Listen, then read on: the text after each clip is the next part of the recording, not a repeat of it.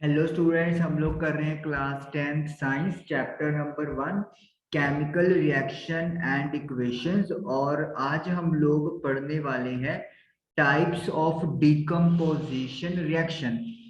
Previous session में हमने decomposition reaction के बारे में पढ़ा था, जिसमें क्या था कि आपके पास एक सिंगल रिएक्टेंट होगा, सपोज एक्स, और वो दो या दो से ज्यादा प्रोडक्ट में अगर ब्रेक होता है तो उसे वी कॉल डिकम्पोजिशन रिएक्शन।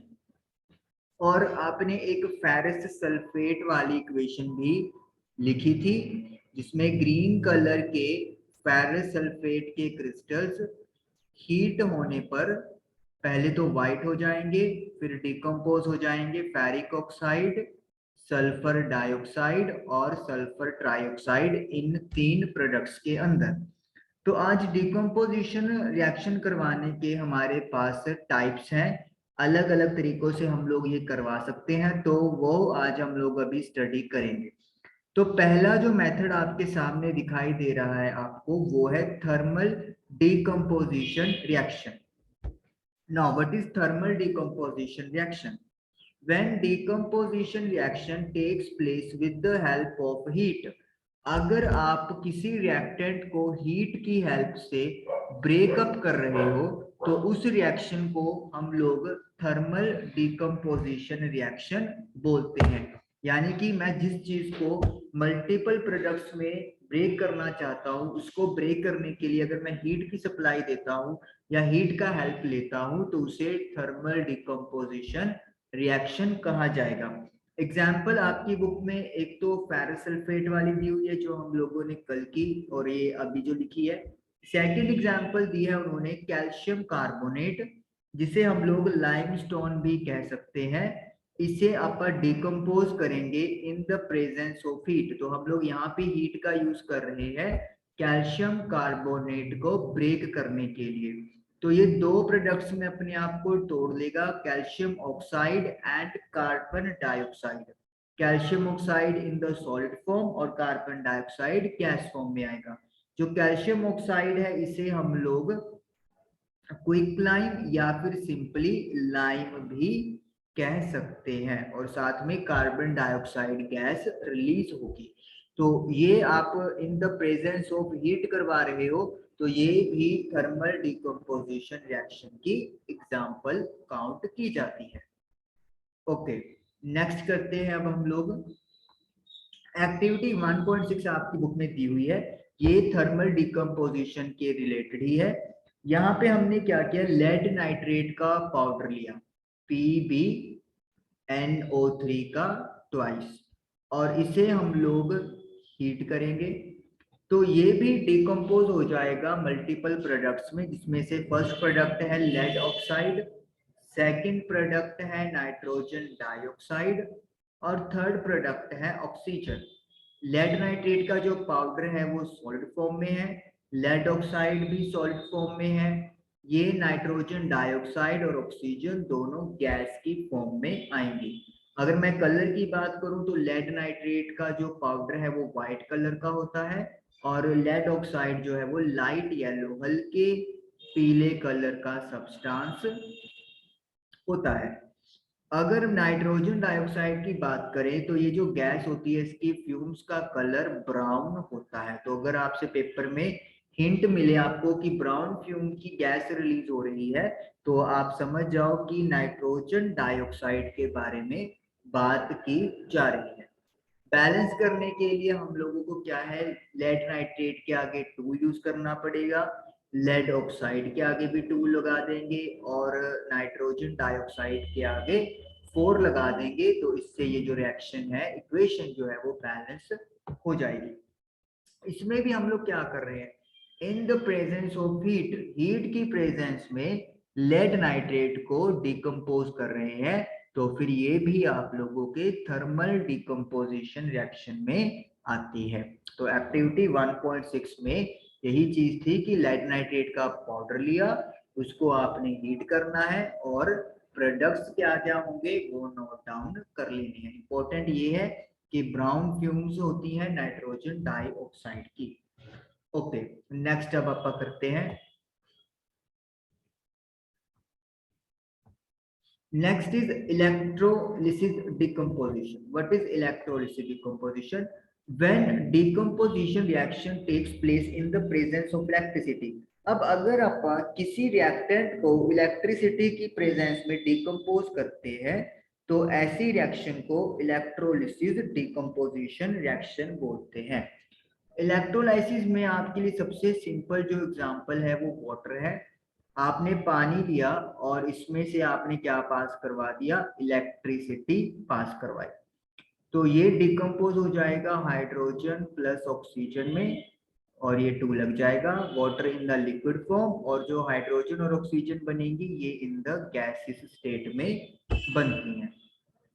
तो कहने का मतलब क्या है, कहने का मतलब ये है कि जब आप वाटर में इस इलेक्ट्रिसिटी पास करवाएंगे तो ये डिकम्पोज हो जाएगा हाइड्रोजन एंड ऑक्सीजन गैसेस में, और इस प्रोसेस को क्योंकि ये इलेक्ट्रिसिटी की प्रेजेंस में हो रही है तो that is why this is known as electrolysis decomposition reaction.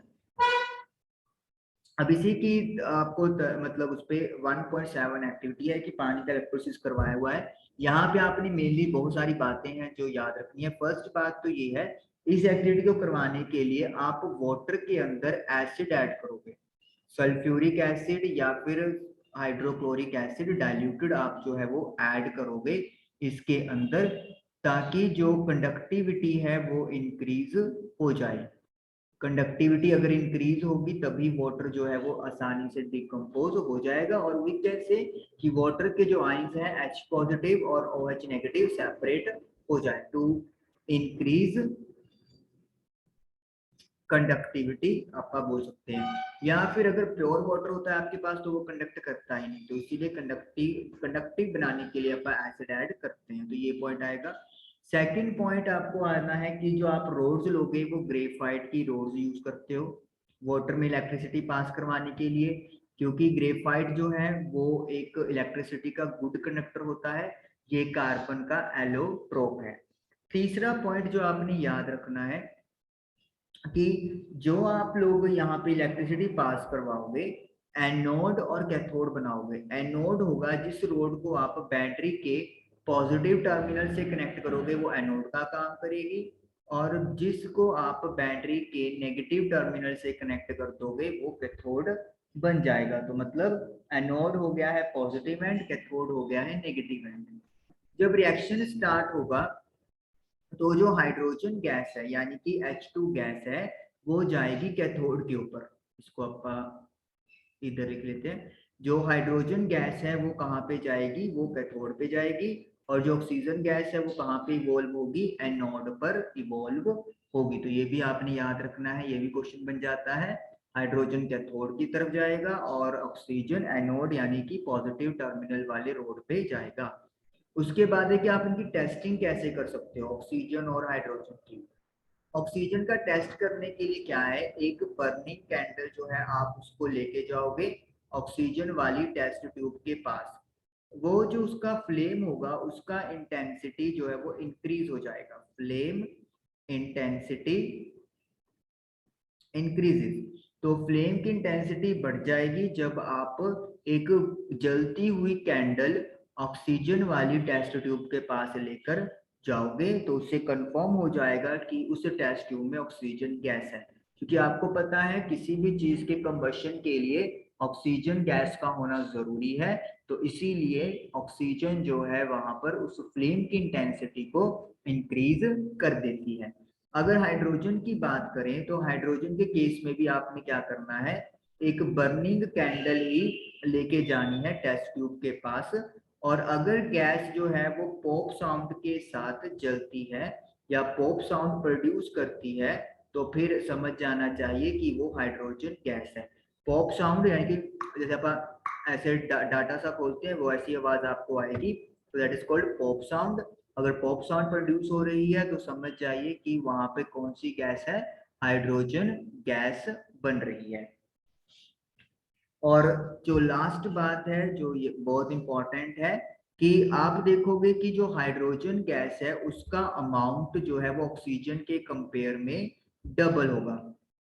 Hydrogen amount double as compare to oxygen. उसकी वजह क्या है कि जो रिएक्शन आप लोग करते हो वाटर की डिकम्पोजिशन में, तो आप देखते हो जब इसको मैं बैलेंस करता हूं कि हाइड्रोजन के 2 और ऑक्सीजन का 1 जो है वो मॉलिक्यूल रिलीज हो रहा है, तो इसीलिए हाइड्रोजन का अमाउंट ऑक्सीजन से क्या हो गया, डबल हो गया। तो ये क्वेश्चन भी आपका बना रखा है उन्होंने, बट अदरवाइज भी सेपरेट भी डिस्कस करना जरूरी था।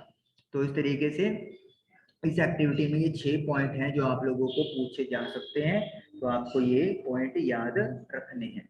इसको अपन क्लियर करते हैं।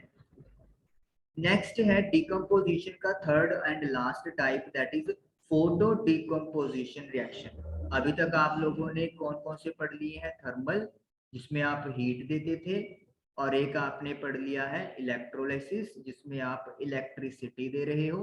अब आप पढ़ रहे हो फोटो, फोटो का मतलब यहाँ पे लाइट है। When decomposition reaction takes place in the presence of light, अब अगर लाइट की प्रेजेंस में डिकम्पोजिशन हो रहा है तो ऐसी रिएक्शन को हम लोग फोटो डिकम्पोजिशन रिएक्शन बोलते हैं। तो इलेक्ट्रिसिटी की प्रेजेंस में इलेक्ट्रोलिसिस बोल दिया, हीट की प्रेजेंस में थर्मल बोल दिया, तो लाइट की प्रेजेंस में फोटो डिकम्पोजिशन रिएक्शन हम लोगों ने इसको नाम दे दिया। इसी के रिलेटेड एक्टिविटी 1.8 है। उन्होंने बोला है व्हाइट कलर का 2 ग्राम सिल्वर क्लोराइड सॉल्ट ले लें। तो सिल्वर क्लोराइड यानी कि AgCl लेंगे जो व्हाइट कलर का है, और इसको अपन सनलाइट में रख देंगे, यानी कि लाइट अपन सन की फॉर्म में अप्लाई करवा रहे हैं।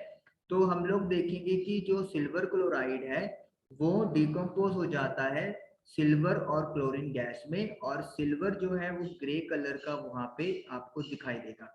मतलब कलर व्हाइट से क्या हो गया, ग्रे हो गया, और उसकी वजह क्या है, जो सॉल्ट में क्लोरीन गैस थी वो चली गई है और पीछे अकेला सिल्वर बच गया है।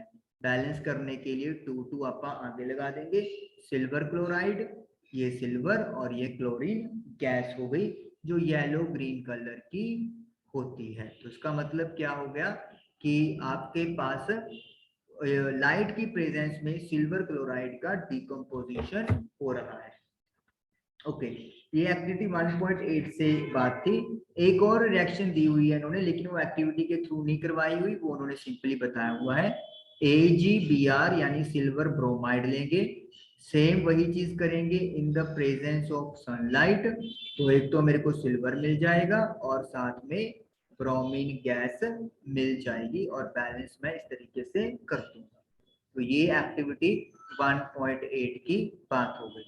उसके बाद है हमारे पास यहाँ पर मैं आपको okay Intex question. Intex question से पहले मैं आपको 2 बातें जो है वो मतलब समझाता हूँ यहाँ पे। ओके, कि हमारे पास क्वेश्चन ये भी बन सकता है कि what are the uses of decomposition reaction. तो डिकम्पोजिशन रिएक्शन के क्या क्या यूजेस हैं वो आपसे पूछे जा सकते हैं। देखिए, पहला अगर मैं यूज की बात करूं तो जब हम लोगों ने कैल्शियम कार्बोनेट का थर्मल डिकम्पोजिशन करवाया था, तो यहाँ पे हमारे पास 2 चीजें बनी थी, calcium oxide and carbon dioxide. Calcium oxide का यूज आपने तो पढ़ा है कि इसका जो सॉल्यूशन है हम लोग व्हाइट वॉशिंग के लिए यूज कर सकते हैं, दीवारों को व्हाइट वॉश करवाने में यूज करते हैं।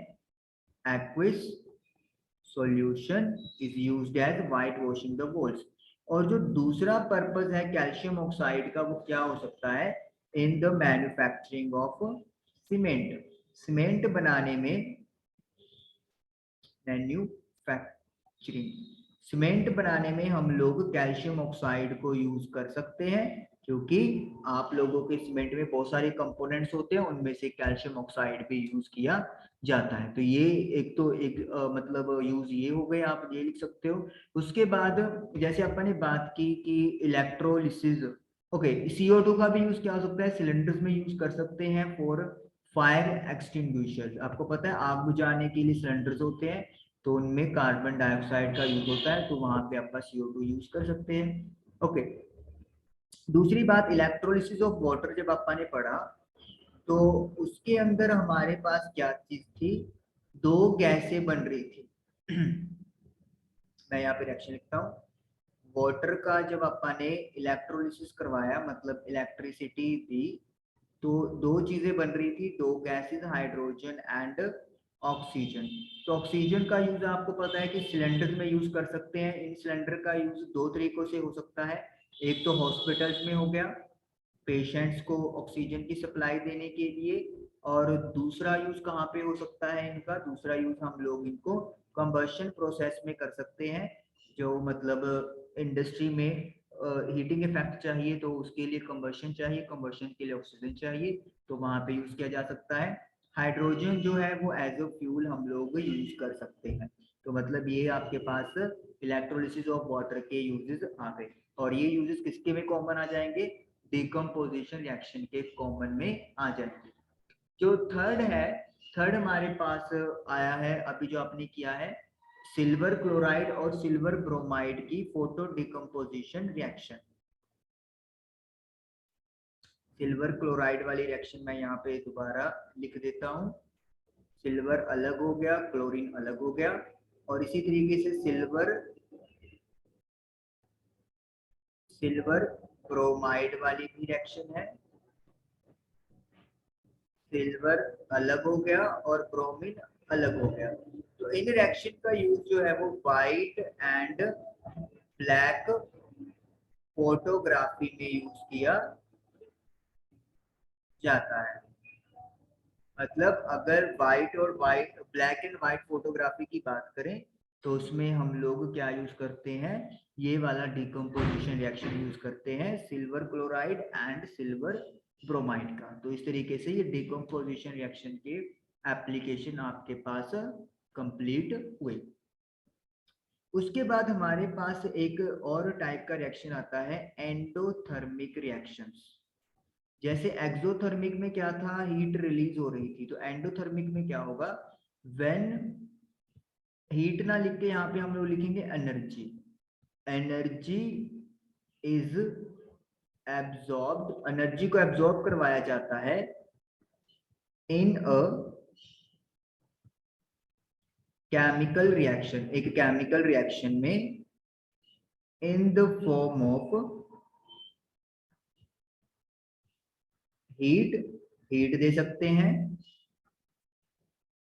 इलेक्ट्रिसिटी भी दे सकते हैं, या फिर लाइट, लाइट भी दे सकते हैं। तो ऐसी रिएक्शंस को हम लोग क्या बोलते हैं, एंडोथर्मिक। एंडो मतलब इन करवाना, और क्या इन करवा रहे हैं हम लोग, थर्मिक का मतलब तो ऐसे हीट होता है, लेकिन यहाँ पे हीट नहीं है, यहाँ पे थोड़ी सी रेंज वाइड है। एनर्जी की बात करेंगे, एनर्जी एब्जॉर्ब करवाई जा रही है, उसका फॉर्म हीट भी हो सकता है, जो हमने देखा फेरस सल्फेट, कैल्शियम कार्बोनेट और लेड नाइट्रेट के केस में, इलेक्ट्रिसिटी जिसमें आपने वाटर को डिकम्पोज किया, और लाइट जिसमें सिल्वर क्लोराइड और सिल्वर ब्रोमाइड की बात हुई। तो ऐसी रिएक्शंस जिसमें अपन एनर्जी किसी ना किसी तरीके से सप्लाई कर रहे हैं ताकि जो डिकम्पोजिशन रिएक्शन है वो हो जाए, तो उसको वी कॉल एंडोथर्मिक रिएक्शन। ठीक है, जरूरी नहीं कि वो मतलब प्रोडक्ट ऐसे ब्रेकअप ही होगा, समझने के लिए ये चीज मैंने उससे कोऑर्डिनेट कर दी, अदरवाइज डेफिनेशन तो यही आएगी कि किसी भी रिएक्शन में जब एनर्जी को एब्जॉर्ब करवाया जाएगा तो फिर उसको अपन एंडोथर्मिक रिएक्शन बोलते हैं। ओके, उसके बाद हमारे पास है इंडेक्स क्वेश्चन, दो क्वेश्चंस हैं, क्विकली हम लोग फिनिश करेंगे। फर्स्ट क्वेश्चन है, solution of substance x is used for white washing. आपके पास कोई एक्स मटेरियल है जिसको आप व्हाइट वॉशिंग के लिए यूज कर रहे हो, उसका सॉल्यूशन एक्चुअली, तो नेम द सब्सटेंस एक्स, वो अभी हमने डिस्कस किया है, कैल्शियम ऑक्साइड उसका नाम है। इसके ये तो केमिकल नेम हो गया, इसके अलावा इसको अपना क्या बोलते हैं, इसको क्विकलाइन या सिंपली लाइम भी बोल सकते हैं। जब इसको आप वाटर में ऐड करते हैं तो जो सॉल्यूशन बनता है उसे व्हाइट वॉशिंग के लिए यूज होता है। तो कैल्शियम ऑक्साइड इसका नेम आ गया। राइट इट्स फॉर्मूला, ये आपने फॉर्मूला लिख दिया, तो पहले आप नेम लिख दोगे, फिर बाद में आप फॉर्मूला लिख दोगे। Right the reaction of X in 1 above with water. अब हमें 1 की रिएक्शन यानी कैल्शियम ऑक्साइड की जो रिएक्शन है वो वाटर से करके दिखानी है। तो आपको पता है कैल्शियम हाइड्रोक्साइड या फिर स्लेक्ड लाइम या फिर लाइम वाटर जो है वो बन जाएगा। ये रिएक्शन हो गई, ये सॉलिड होगा, ये लिक्विड है और जो सॉल्यूशन बनेगा इट विल बी एक्वस। तो calcium oxide plus water arrow to give calcium hydroxide या स्लेक्ड लाइम। और आपको याद होगा बहुत ज्यादा हीट रिलीज होती थी तो प्लस हीट भी लिखेंगे। और ये कॉम्बिनेशन और एक्सोथर्मिक दोनों को ही एग्जाम्पल में फिट आता है। तो इसका मतलब है ये एक एक्सोथर्मिक रिएक्शन है जिसमें कैल्शियम हाइड्रोक्साइड एक सिंगल प्रोडक्ट बनता है। तो ये पहला क्वेश्चन आपका जो है वो डन हो गया। सेकंड क्वेश्चन है what is the amount of gas collected in one of the test tube in activity 1.7। 1.7 activity कौन सी है? हमारे पास इलेक्ट्रोलिसिस ऑफ वाटर वाली है। तो उन्होंने पूछा है कि double of the amount. Okay, वही बात हो गई कि जो अमाउंट है जो गैस कलेक्ट हो रही है टेस्ट ट्यूब के अंदर, एक गैस का अमाउंट दूसरे से डबल है तो वो पूछा है वाई और फिर उस गैस का नाम भी है। तो जो गैस का नेम है वो आपको पता है H2 दैट इज हाइड्रोजन। और आप फिर इसकी रिएक्शन लिख के दिखा दोगे। वाटर है लिक्विड स्टेट में, प्रेजेंस ऑफ इलेक्ट्रिसिटी और फॉर्मेशन होता है hydrogen plus oxygen in the gas form 2। तो अपन क्या लिखेंगे? During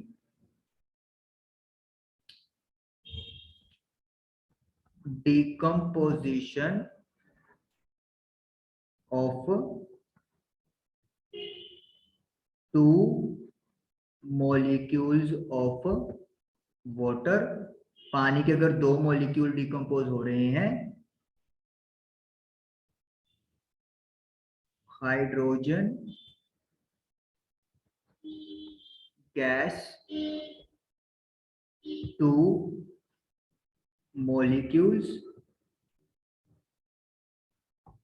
will be